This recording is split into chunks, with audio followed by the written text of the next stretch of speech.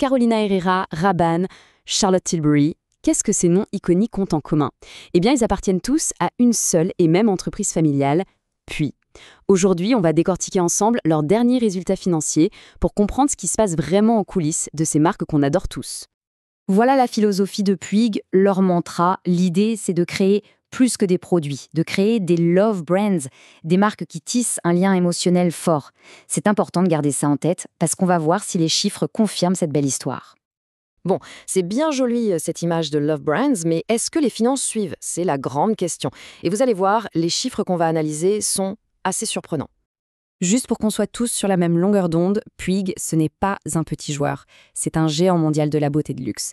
Une entreprise familiale avec plus d'un siècle d'histoire, basée à Barcelone, mais présente absolument partout, avec des marques que tout le monde connaît. Allez, maintenant que le décor est planté, on plonge dans le dur. Fini de parler d'images, place aux chiffres clés de ce premier semestre 2025. 78,8%. Voilà le premier chiffre qui saute aux yeux. C'est énorme. C'est la croissance du bénéfice net. Une explosion, vraiment, mais qui cache une histoire un peu plus nuancée qu'il n'y paraît. Et pour bien comprendre, voilà la vue d'ensemble. Ce bond spectaculaire du bénéfice net, il s'inscrit dans un contexte de croissance très solide partout ailleurs. Le chiffre d'affaires augmente de presque 6%, le résultat d'exploitation de plus de 6%, bref, la machine tourne à plein régime. Une croissance de quasiment 6%, c'est un très bon chiffre. Mais c'est là que ça devient intéressant. D'où vient cette croissance? Vraiment? On va creuser un peu pour y voir plus clair. Alors, avant d'aller plus loin, il faut qu'on parle d'un truc super important. La croissance organique, ou like for like. En gros, c'est un peu comme si on enlevait tout le bruit autour, l'effet des taux de change, les nouvelles acquisitions, pour voir la santé réelle, pure, du cœur de l'activité. C'est le vrai test de performance. Et voilà, c'est frappant, hein. Le chiffre officiel, celui qu'on voit partout, c'est 5,9%.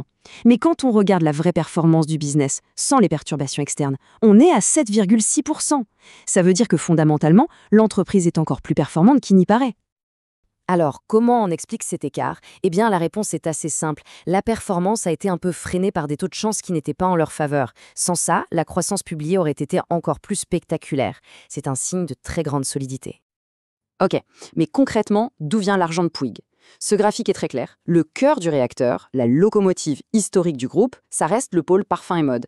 Il génère près des 3/4 des revenus. C'est la base de tout. Mais si on zoome un peu, chaque secteur a sa propre petite musique. Les parfums et la mode, c'est le moteur principal en termes de volume. Le soin de la peau, lui, affiche la plus forte croissance en pourcentage, c'est très dynamique. Et enfin le maquillage. Après un début d'année un peu lent, il a connu une très belle accélération au deuxième trimestre. Et si on regarde la carte du monde, où est-ce que Puig vend ses produits? Eh bien, l'entreprise reste très fortement ancrée en Europe, Moyen-Orient et Afrique, qui pèsent pour plus de la moitié des ventes. Juste derrière, les Amériques sont un marché absolument crucial.